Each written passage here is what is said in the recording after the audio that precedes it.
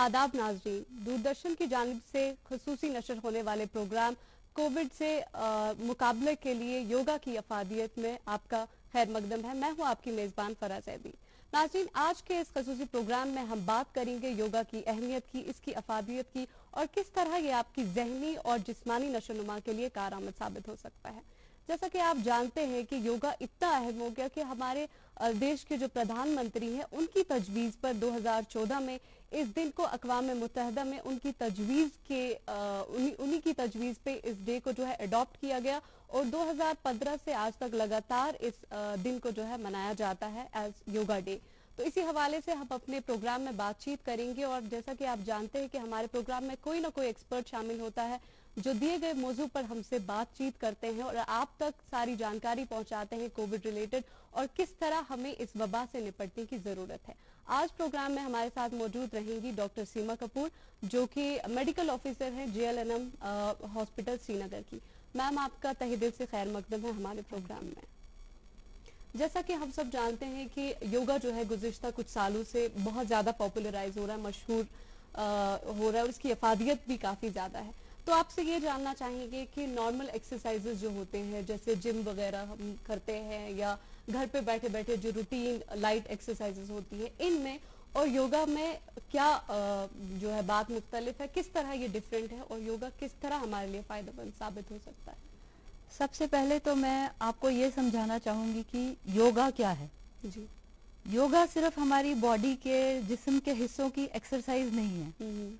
योगा हमें अपने आप से कनेक्ट करने की एक साइंस है, बिल्कुल एक ऐसी आर्ट है जिसके जरिए हम पहले खुद को, अपनी सांसों को महसूस करते हैं, अपने आप को जानने की कोशिश करते हैं। उसके बाद हम अपने आसपास की कुदरत से अपने आप को जोड़ने की कोशिश करते हैं। जी। उसके बाद हम इस कायनात से और फिर कायनात को बनाने वाले खुदा से अपने आप को जोड़ते हैं। योग इस पूरी एक साइंस का नाम है और जो अपने आप को इस कायनात से और खुदा से जोड़ सके वो ही योगी है।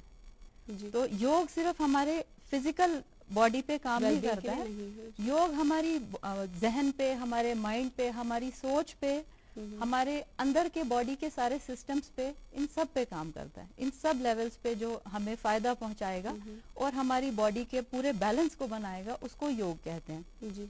और योग के जरिए हम सिर्फ बॉडी की ही बेनिफिट्स नहीं बल्कि बीमारियों से लड़ने की जो हमारी बॉडी की क्षमता है, बॉडी की कैपेसिटी है, उसको भी बढ़ा सकते हैं और बॉडी की मसल्स को भी स्ट्रेंथ दे सकते हैं। जी, वो योग है। नॉर्मली लोगों में ये नोशन है कि योगा करने के लिए फैंसी स्टूडियोज की ज़रूरत होती है, बहुत ही कॉम्प्लिकेटेड पोजेज की ज़रूरत पड़ती है, पोस्चर्स की ज़रूरत पड़ती है। इस कॉन्सेप्शन के हवाले से आप क्या कहना चाहेंगे? क्या योगा हर एक के लिए है? क्या हर कोई योगा कर सकता है? बिल्कुल बिल्कुल, बहुत अच्छा सवाल है आपका। जैसे कि योगा, मैंने आपको बताया, योगा एक अपने आप को जानने और समझने के हिसाब से हमको करना है। जी। तो इसमें कुछ भी हमें अपनी बॉडी की कैपेसिटी से ज्यादा नहीं कर पाएंगे हम। जितना हमारी बॉडी होल्ड कर सकेगी, जितनी देर, जितना टाइम, जितने रेपिटेशंस, उसके अलावा हमें नहीं करना है। अपने आप को चोट पहुंचा के, दर्द पहुंचा के इस तरीके से योग नहीं किया जाता है।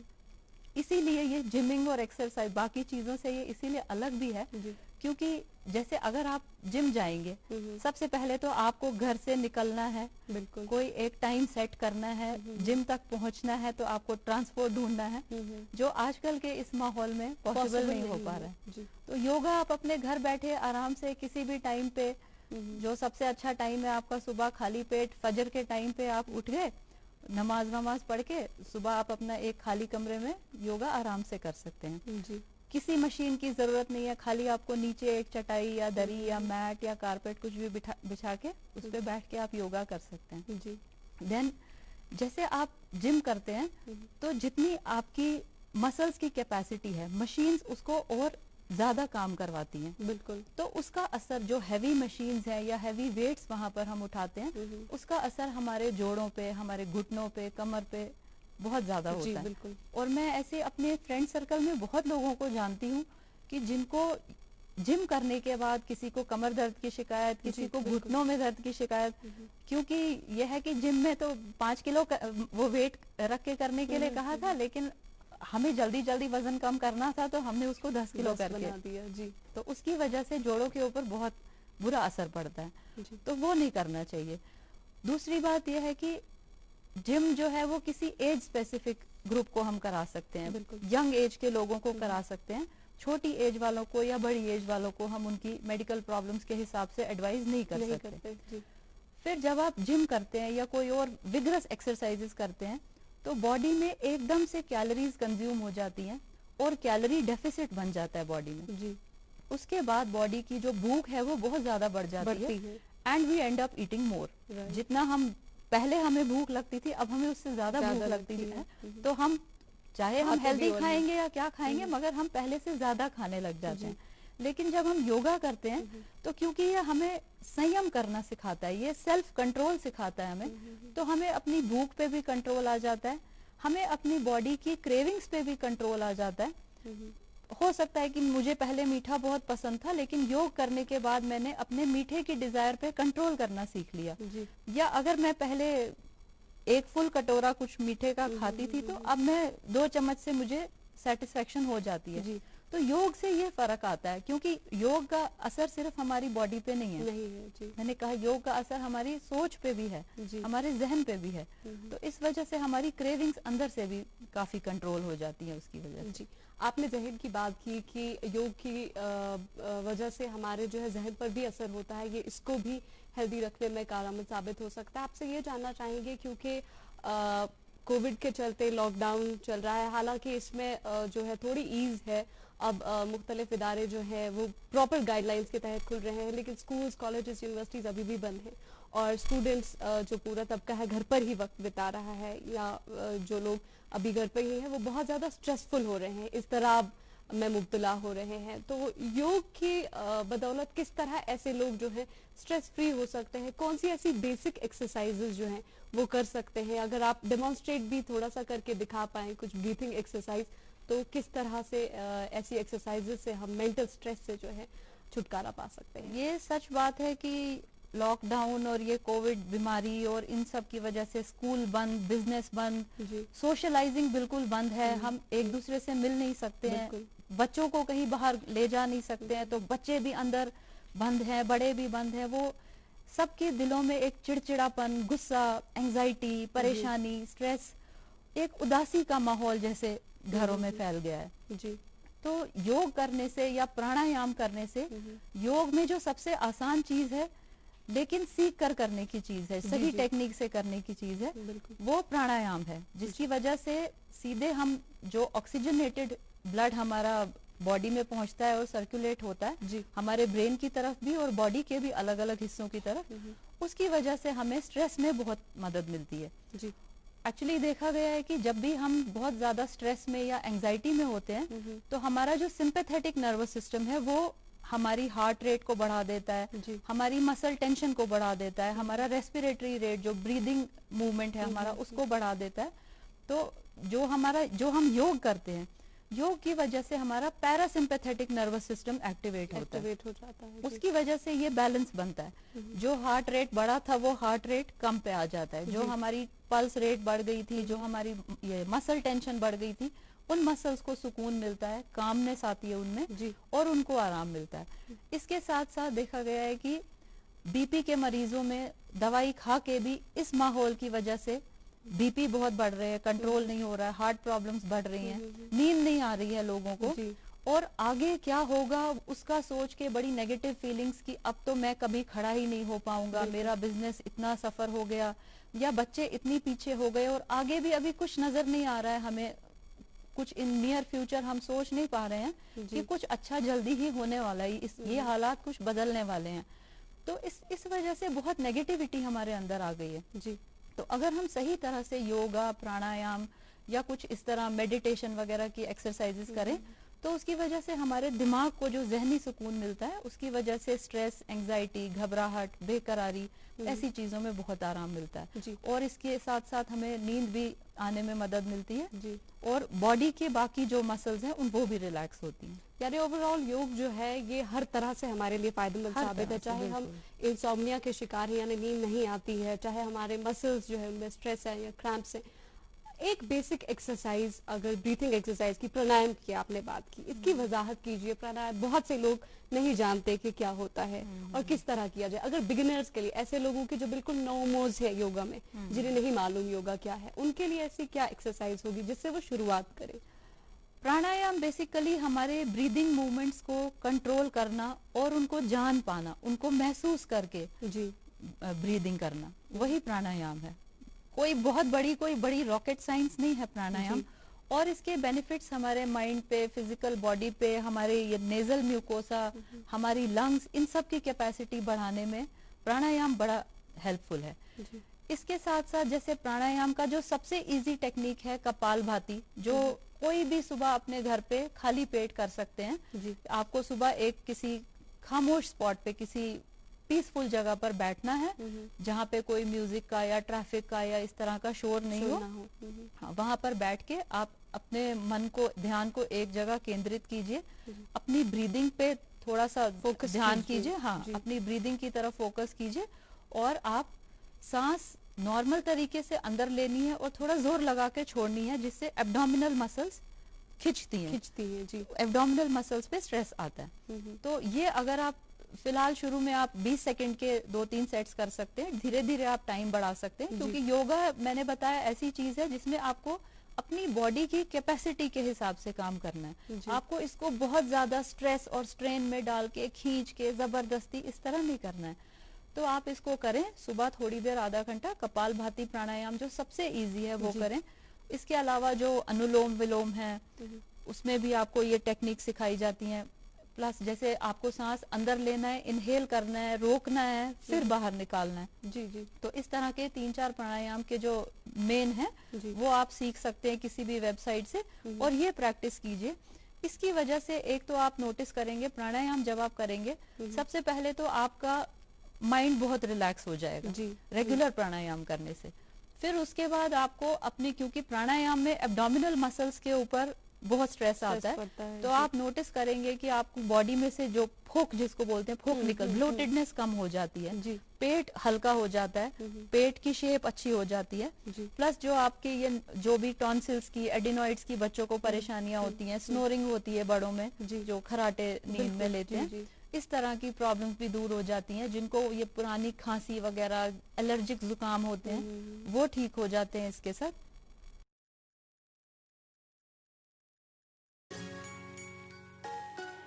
मम्मी की छुटकी, डैडी की गुड़िया, पल में जो भर दे खुशियों से दुनिया। खट्टी मीठी बातें, मस्ती मुलाकातें, दिल में बसी सबके इस घर की बेटिया। हर घर के हर दिल में बसा अमूल ताजा, हमेशा फ्रेश, इस घर की बेटिया। योग जीवन जीने का नियम और संयम, लेकिन योग हमें बांधता नहीं है, बल्कि हमें आजाद करता है, ताकि हम पूरी दुनिया में प्यार और शांति फैला सके। तो आए पूरी दुनिया में शांति और प्यार के मैसेज को फैलाने के लिए 21 जून अंतर्राष्ट्रीय योग दिवस से योग अभ्यास शुरू करें।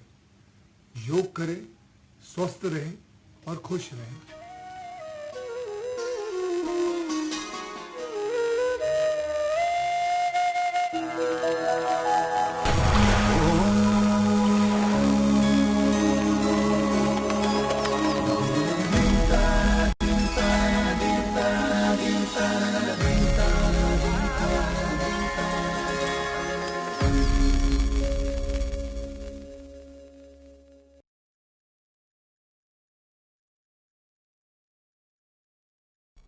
प्लस इसके साथ बच्चों की मेमोरी पावर बहुत बढ़ जाती है।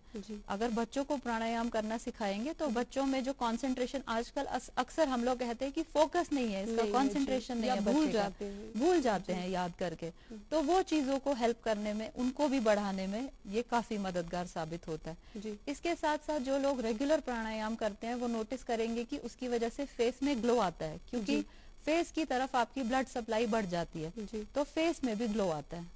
जी मैम, आपने बहुत ही अहम मालूमात दी योग के हवाले से। आपसे ये भी जानना चाहेंगे कि जहनी नशोनुमा की तो बात की कि हम कैसे मेंटली फिट रह सकते हैं, कैसे हमारे एटीट्यूड में तब्दीली आ सकती है। बहुत से लोग ऐसे हैं जो डायबिटीज़ के शिकार होते हैं, या IBS इरिटेबल बाउल सिंड्रोम जिसे कहेंगे, उसके शिकार होते हैं, या ऐसे लोग जिनमें हाई ब्लड प्रेशर का प्रॉब्लम होता है, हार्ट डिजीजेज होते हैं। योगा उनके लिए किस तरह फायदेमंद साबित हो सकता है, और वो किस हद तक कौन कौन से ऐसे पोस्चर्स है या आसन जिसे कहेंगे जो वो ट्राई कर सकते हैं, जिनसे वो इन अमराज से बच सकते हैं या कंट्रोल कर सकते हैं किसी हद तक? एक्चुअली डायबिटीज के बारे में तो मैं कहूँगी काफी स्टडीज हैं जो आप ऑनलाइन चेक कर सकते हैं। डायबिटीज को योगा ने बहुत मदद की है डायबिटीज पेशेंट्स को। सबसे पहले तो जो प्री डायबिटिक्स हैं, जिनको मतलब डॉक्टर बॉर्डर लाइन पेशेंट्स बोलते हैं कि अब आपको कभी भी मतलब आप टेस्ट करवाते रहिए रेगुलर, जो भी टाइम इंटरवल जिस पेशेंट के हिसाब से वो डिसाइड करते हैं तो आप करवाइए। आपको अब दवाई शुरू करने में ज्यादा देर नहीं है, और परहेज भी बहुत स्ट्रिक्ट उनको फॉलो करना पड़ता है। तो योगा की मदद से उनको काफी डिले हो जाता है ट्रीटमेंट। ये हमने रिसर्च से देखा है कि योगा की जो लोगों ने लेट एज में भी योगा करना शुरू किया तो उनको डायबिटीज की दवाइयां शुरू करने में काफी गैप मिल गया जी, वो योगा से ही अपने आप को मेंटेन कर सके। दूसरा, जिनको डायबिटीज है मगर उसके साथ साथ डायबिटीज हमारी आंखों पे, हमारे बाकी बॉडी के पार्ट्स पे असर करता है, बिल्कुल, तो वो जो साइड इफेक्ट्स हैं डायबिटीज के बाकी ऑर्गन्स पे, उनको कंट्रोल करने में भी योगा बहुत मददगार साबित होता है। प्लस अपना शुगर लेवल कंट्रोल करने में, क्योंकि बॉडी की जो ये थोड़ी बहुत एक्सरसाइज हो जाती है, इसमें मेटाबॉलिज्म ठीक हो जाता है और बॉडी की कैलोरीज कंजम्पशन भी बढ़ जाती है, तो उसकी वजह से डायबिटीज कंट्रोल रहता है। ऐसे ही जैसे मैंने आपको बताया कि जब भी हम किसी टेंशन में, स्ट्रेस में, डिप्रेशन में होते हैं तो हमारा सिंपैथेटिक नर्वस सिस्टम बहुत एक्टिवेट हो जाता है। उसको पैरासिम्पैथेटिक को एक्टिवेट करने में और इन सब को बीपी को कंट्रोल में लाने में, हार्ट रेट को कंट्रोल में लाने में भी योगा काफी मददगार साबित होता है। फिर जैसे हमारे एंडोक्राइनल ग्लैंड्स होते हैं, उनकी सिक्रीशंस को स्टिमुलेट करता है योगा। तो हमें थायराइड जैसी प्रॉब्लम्स हैं, या लड़कियों में आजकल ये PCOD की प्रॉब्लम है, पॉलीसिस्टिक ओवेरियन डिजीज, इसको भी काफी हद तक कंट्रोल करने में योगा ने बहुत मदद की है। तो मैं बहुत उन बच्चों को मैं बहुत स्ट्रेस करना चाहूंगी कि योगा की तरफ आए। योगा से उनको मेडिसिन पे ज्यादा डिपेंडेंट नहीं होना पड़ेगा, उनके जो बाकी पीरियडिक साइकिल्स है वो सब योगा की वजह से रेगुलर हो सकते हैं। जी मैम, ये जानना चाहेंगे जैसे कि हर साल योगा के लिए, इंटरनेशनल योगा डे के लिए एक थीम डिसाइड होती है। इस साल योगा डे के लिए थीम है yoga at home with family. इस हवाले से इस पर थोड़ी रोशनी डालिए कि इसका क्या मतलब है और किस तरह योगा विद फैमिली जो है वो किया जाए। हमारा तो मेन फोकस ही इसी पे है कि योगा कम एज में बच्चे शुरू करें जी, ताकि बीमारियां अपने आप ही डिले हो जाएं। जब कम एज के बच्चे इसकी तरफ आएंगे, बच्चों का रुझान होगा, तो हम ये चाहते हैं कि योगा घर में ही हो, फैमिली के सारे मेंबर्स एक साथ मिलके योगा करें, बच्चे बूढ़े जवान सब मिलकर इस योगा को एक फैमिली टाइम की तरह एंजॉय करें। इस साल ये थीम क्यों रखा, इसके पीछे क्या मकसद है कि इस साल मखसूस थीम रखा गया विद फैमिली एट होम? क्योंकि इस वक्त आप देखिए, जो लोग जिम जाते थे जिम नहीं जा सकते हैं, कोई घर के बाहर नहीं जा सकता, हम सब इकट्ठे हैं। ये मौका, ऐसा मौका बहुत कम मिलता है, तो हमको इसको एक अपॉर्चुनिटी के रूप में यूज करना चाहिए, समझना चाहिए। तो इसलिए सब मिलके एज ए फैमिली टाइम हम इसको बनाएं, एक एंजॉय करने का मौका समझ के हम इसको, बच्चे बूढ़े जवान सब एक साथ मिलके। और आप देखिए बच्चे इतने फ्लेक्सिबल होते हैं कि उनको विद इन 2-3 डेज वो सारे पोजेस अडॉप्ट कर सकते हैं, और हमसे बहुत अच्छी तरह वो योगा करके वो हमारे गुरु बन सकते हैं इसमें। और बच्चों के ऊपर योगा के इतने बेनिफिट्स हैं, जैसे कि मैं आपको बताऊंगी, आजकल सभी बच्चे ऑलमोस्ट ये ऑनलाइन क्लासेस कर रहे हैं जी, बिल्कुल, हमारे घरों में। तो बच्चों का बहुत ज्यादा टाइम ये इंटरनेट और कंप्यूटर या मोबाइल इन्हीं के साथ बीत रहा है, तो उसकी वजह से बच्चों को आंखों में थकावट, ड्राई आईज और आंखों की जो ये चश्मे वगैरह, ये हम आगे आगे देखेंगे। ये जो रेगुलर यूज ऑफ मोबाइल्स है पढ़ाई से रिलेटेड है, तो इसलिए आप बच्चे को मना भी नहीं कर सकते। तो वो जो 4-5 घंटे बच्चे मोबाइल सेट के आगे बिता रहे हैं या कंप्यूटर लैपटॉप के आगे, तो उसका जो असर है वो हमारी बच्चों की आंखों पे है। बिल्कुल। तो अगर बच्चों को आंखों से रिलेटेड योगा सिखाएंगे तो बच्चों की आई स्ट्रेन में बहुत कमी आ जाती है उसकी वजह से।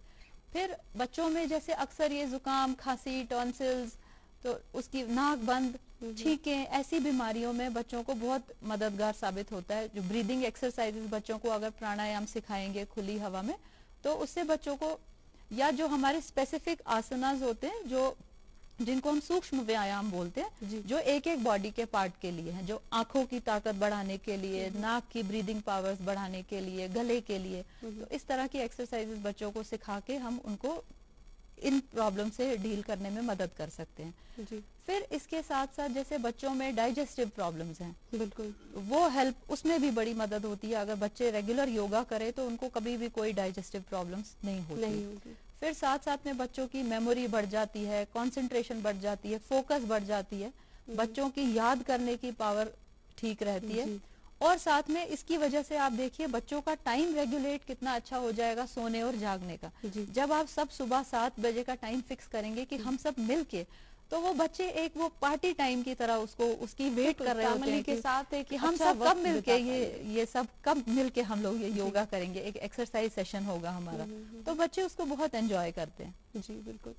मैम ये जानना चाहेंगे आपसे कि अभी कोरोना वायरस एक बहुत बड़ी वबा है जिसमें पूरी दुनिया इस वक्त मुब्तला है और मुख्तलिफ ममालिक जो है इससे जूझ रहे हैं। हालांकि अपनी सतह पर हर कोई कोशिश कर रहा है, और स्टडीज की जहां तक बात की जाए, रिसर्च की बात की जाए, तो एक नोशन ये भी है कि वायरस जो है ये माहौल से खत्म नहीं होता है, ये माहौल का हिस्सा बन के रहता है, बल्कि हमारी इम्यूनिटी जो है इस तरह से बनती है, इस तरह से शेप होती है कि हम पर वायरस फिर असर नहीं कर पाता है, क्योंकि हमें उसको फाइट करने का एक इम्यूनिटी जो है वो बन जाती है। तो अगर हम योग की बात करें, योग से किस तरह से नेचुरली हम अपनी इम्यूनिटी को जो है बूस्ट कर सकते हैं ताकि हम किसी भी वायरस का, किसी भी बैक्टीरिया का, एंटीजन का सही तरह से मुकाबला कर पाएं? बिल्कुल, मैं आपको बताऊंगी, ये सिर्फ कोविड वायरस से रिलेटेड ही नहीं, किसी भी तरह के कोई भी वायरस इन्फेक्शन, बैक्टीरियल इन्फेक्शन से लड़ने के लिए जब हम, जैसे मैंने आपको बोला, रेगुलर हम एक्सरसाइजेस करते हैं, इसके अलावा हम योगा में हम कुछ इंटरनल बॉडी के ऑर्गन्स को साफ शुद्ध करने के लिए, जैसे हमारी कुछ क्रियाएं होती हैं जिनको जल नेति या सूत्र नेति बोलते हैं, जिनसे हम अंदर की क्लींजिंग करते हैं, तो उसकी वजह से हमें किसी भी तरह के इन्फेक्शंस अटैक जल्दी नहीं कर सकते हैं। दूसरी बात है, जैसे हम कुछ चेस्ट एक्सपेंशन की एक्सरसाइजेस करते हैं, डीप ब्रीदिंग एक्सरसाइजेस करते हैं, उनसे हमारी चेस्ट की मसल्स, हमारी लंग्स ये स्ट्रेंथन होती है। प्राणायाम करने से जो हम फ्रेश ऑक्सीजन अंदर लेते हैं और जो अंदर गंदी हवा बंद हो गई थी उससे हमें छुटकारा मिलता है। जब हम डीप ब्रीदिंग, जब हम डीप एक्सलेशन करते हैं, सांस बाहर छोड़ते हैं जोर से, तो जो लंग्स में जो गंदी हवा भरी हुई थी वो हमारी बाहर निकल जाती है, तो उसकी वजह से हमारी लंग्स की कैपेसिटी बढ़ जाती है किसी भी तरह की बीमारी से, किसी भी तरह के इन्फेक्शन से लड़ने के लिए। जी मैम, ये जानना चाहेंगे आपसे, चूंकि अभी योग की बहुत सारी बातें हुई, हमने डिस्कशन किया, तो बहुत से लोग कोशिश करेंगे कि अब वो भी योगा ट्राई करें, वो भी कुछ आसन जो है वो ट्राई करें, लेकिन ये भी है कि little knowledge can be dangerous. अब ऐसे लोग हैं जिनमें ऑलरेडी आर्थराइट्स है, जॉइंट पेन्स है, वो अब उठ के कोई मुश्किल आसन जो है वो शुरू कर दे जिससे वो और ज्यादा मुश्किल में पड़ जाएं, क्रैम्प्स हो जाएं, स्प्रेन्स मसल में हो जाए। ऐसे लोगों के लिए आप क्या कहना चाहेंगे कि किस तरह वो शुरुआत करें और किन चीजों से जो है सख्ती से परहेज करें? बिल्कुल, एक्चुअली योगा सही तरीके से करना है, सही अमाउंट में करना है और सही जगह से सीख के करना है। खासकर जो एल्डरली हैं उनके लिए ये बहुत जरूरी है कि अपने आप पे जोर डाल के या झटके में या कभी इस तरह के आप किसी पोज में बैलेंस करने की कोशिश करें कि आप गिर जाएं, तो ऐसी चीजें आप मत ट्राई कीजिए। आप सबसे पहले बहुत हल्के फुल्के आसनों से जो बैठ के किए जा सकते हैं उस तरह से शुरुआत कीजिए। फिर आप धीरे धीरे, या लेट के बहुत सारे आसन हैं जो लेट के किए जा सकते हैं और उनसे भी बहुत तरह के फायदे। 2-3 आसनों के नाम भी बताइएगा कि कौन से आसन जो है जो हम इजीली कर पाए, ऐसे कौन से? जैसे एल्डरलीज के लिए फिर भी मैं बोलूंगी कि एज स्पेसिफिक नहीं है ये। ये आपको अपनी मेडिकल कंडीशन को ध्यान में रखते हुए, बीपी वाले, पेप्टिक अल्सर हो किसी को, या किसी को डायबिटीज है, या किसी को हर्निया है, तो इस तरह के लोग ध्यान रखें। तो लेकिन जैसे पवन मुक्त आसन है वो हर कोई कर सकता है, भुजंग आसन है, ये कुछ इजी आसन है, ताड़ आसन है, ये कोई भी प्राणायाम है, प्राणायाम बैठ के आराम से किसी भी जगह पे कोई भी प्रैक्टिस कर सकता है, ठीक है। और जैसे बच्चों को हम कराते हैं, ये बटरफ्लाई पोज करो, बोट पोज करो या चाइल्ड पोज करो, बच्चे तो बहुत एंजॉय करते हैं उनको। तो बड़ों के हिसाब से मैं कहूँगी अपनी मेडिकल कंडीशन को ध्यान में रखते हुए, अगर जोड़ों के मरीज हैं, कमर दर्द के मरीज हैं, तो वो उस हिसाब से किसी एक्सपर्ट से योगा सीखें, ताकि योगा का फायदे के बजाय कुछ नुकसान ना होने लगे। और योगा जैसे खासकर बड़ों में जैसे डाइजेस्टिव प्रॉब्लम्स हैं, स्ट्रेस और डिप्रेशन तो बहुत ज्यादा है हमारे एल्डरलीज में, लाइफस्टाइल डिजीजेज हैं, ओबेसिटी है, वेट की प्रॉब्लम है, तो वो इस वक्त हम घर बैठे अपने घर में योगा के थ्रू हम इन सारी बीमारियों का इलाज कर सकते हैं। जी मैम, ये भी बताइएगा, अभी जैसे बहुत से लोग हैं या स्टूडेंट्स जो बाहर से ट्रैवल करके आए हैं, अभी उनको क्वारंटीन फैसिलिटीज में रखा जा रहा है या किसी को होम क्वारंटीन में रखा जा रहा है, जो ज्यादा बाहर नहीं निकल सकते या एक खुली जगह पे फुली मैट वगैरह, उनकी रिक्वायरमेंट्स, योगा की रिक्वायरमेंट शायद पूरी ना कर पाए जो हैं, तो ऐसे लोगों के लिए, ऐसे क्वारंटीन लोगों के लिए क्या आप कहेंगे योगा वो किस तरह से उनके लिए फायदेमंद किस तरह साबित हो सकता है, या वो स्ट्रेस में भी आ जाते हैं काफी मरतबा? हम सबसे कम रिक्वायरमेंट्स तो मुझे लगता है योगा की ही है जी। योगा की कोई ऐसी मुश्किल रिक्वायरमेंट्स ही नहीं है। जैसे मैंने आपको बताया, आपके घर का कोई भी सबसे शांत कमरा जी, जिसमें थोड़ी बहुत वेंटिलेशन हो, कुछ खिड़की वगैरह हो जहाँ से फ्रेश एयर, ताजी हवा जहाँ से आ सके जी, कोई भी सिंपल दरी चादर लेके बैठ सकते हैं। सिर्फ ये ध्यान रखें कि योगा करने के टाइम आपका पेट खाली होना चाहिए, भरे पेट से योगा ना करें। किसी भी बीमारी की हालत में या थकावट में या जोड़ों के प्रॉब्लम्स में आप योगा इस तरह ना करें। तो बाकी योगा के लिए और एज सच कोई रिक्वायरमेंट नहीं है, मुफ्त में आप घर बैठे अपने आराम से, अपने आराम की कंडीशंस में आप घर में योगा कर सकते हैं। इवन क्वारंटाइन सेंटर्स में भी जो लोग हैं तो वो भी अपने रूम में खिड़की खोल दे उस टाइम पे, और सुबह के टाइम खाली पेट होते हैं तो उस टाइम पे आप अपना आराम से अपने रूम में योगा कर सकते हैं। कोई बेसिक रिक्वायरमेंट्स नहीं है। हाथ मुंह साफ कर लें, और हो सके तो डेफिकेशन यानी कि यूरिन और स्टूल पास करने के बाद आप योगा प्रैक्टिस करें। हल्के होने के बाद, बॉडी हल्की होनी चाहिए, अपने आप को रिलैक्स करें, बॉडी को स्टिफ ना करें, और अपने रिलैक्स बॉडी से आप योगा कर सकते हैं। योगा के 20 मिनट के बाद आप नहाएं, क्योंकि योगा से बॉडी में हीट जनरेट हो जाती है, तो उसके बाद अगर आप नहाएंगे तो आपको ठंड का एक्सपोजर हो सकता है जी। और पानी पीने या खाना खाने के लिए भी थोड़ा 10, 15, 20 मिनट के लिए आप रुक जाएं जी। तो उस हिसाब से आप योगा बड़ी अपनी कन्वीनियंस के हिसाब से कहीं पे भी आराम से कर सकते हैं जी। हमने योगा की अफादियत की बात की, इसकी अहमियत की हर तरह से, कि किस तरह जहनी नशोनुमा के लिए अच्छा है, किस तरह हमारी फिजिकल फिटनेस के लिए ये इम्पोर्टेंट है। और जब ये डे अडॉप्ट हुआ था और जब ये पहली बार मनाया गया 2015 में, तो बढ़ चढ़कर तकरीबन 84 ममालिक ने इसमें हिस्सा लिया और बहुत पॉपुलराइज हो रहा है योगा हर जगह पे। वेस्ट में बहुत ज्यादा लोग इसको जो है अडॉप्ट कर रहे हैं टेक्निक्स को, और एटलीस्ट 30% यूरोपियंस जो है वो योगा में इन्वॉल्व हैं। लेकिन अभी भी ऐसे कुछ इलाके हैं, अगर हम अपनी वादी की ही बात करें, यहाँ भी लोगों में योगा को लेकर उतनी जानकारी नहीं है, और बहुत से लोग जो है योगा प्रैक्टिस नहीं करते हैं क्योंकि उन्हें नहीं मालूम कि योगा क्या चीज़। तो ऐसे लोगों के लिए आप क्या कहना चाहेंगे, और आयुष जो है ऐसे लोगों के लिए क्या करता है? देखिए, सबसे पहले तो मैं कहना चाहूंगी कि योगा को आप किसी रिलीजन से ना जोड़ें जी। योगा को आप अपने आप से जोड़ें, अपनी फिटनेस से जोड़ें जी, और अपनी जहनी फिटनेस, अपने अंदर की सोच और मन से जोड़ें।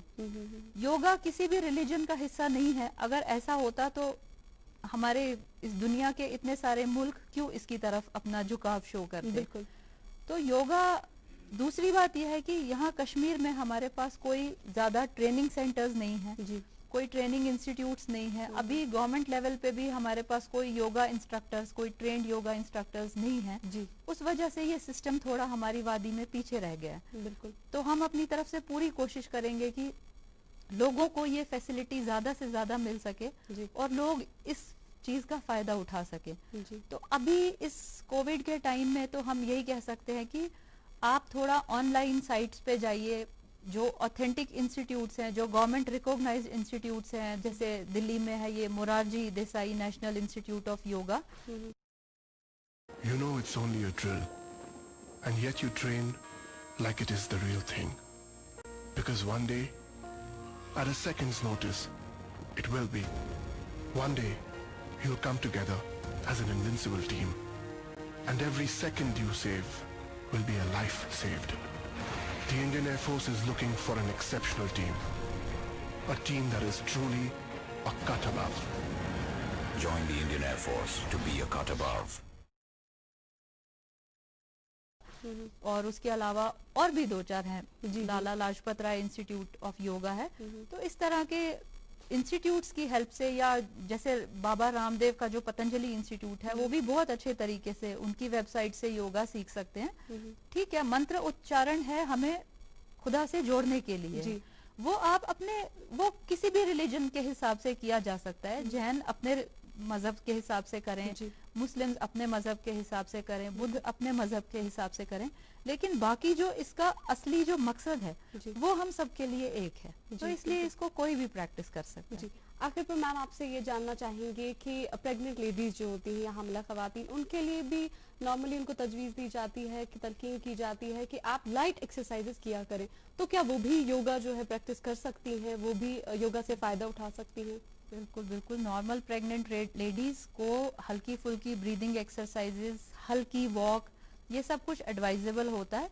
लेकिन अगर प्रेगनेंसी के साथ में आपको कोई और मेडिकल कंडीशंस भी हैं, तो जैसे किसी को प्रेगनेंसी के साथ बीपी हो जाता है या थायराइड हो जाता है या शुगर बढ़ जाती है, तो उस टाइम पे आप किसी एक्सपर्ट के कंसल्टेशन के साथ आप योगा फिर भी कर सकते हैं। योगा ऐसी चीज है कि योगा में सबके लिए कुछ ना कुछ है, हर एज के लिए, हर सेक्स के लिए, हर बीमार के लिए, हर तरह की बीमारी के लिए योगा में कुछ ना कुछ सबके लिए है। जी, बहुत शुक्रिया मैम आपका हमारे प्रोग्राम में शामिल होने के लिए और योग से मुतल्लिक इतनी अहम मालूमात हमारे साथ शेयर करने के लिए।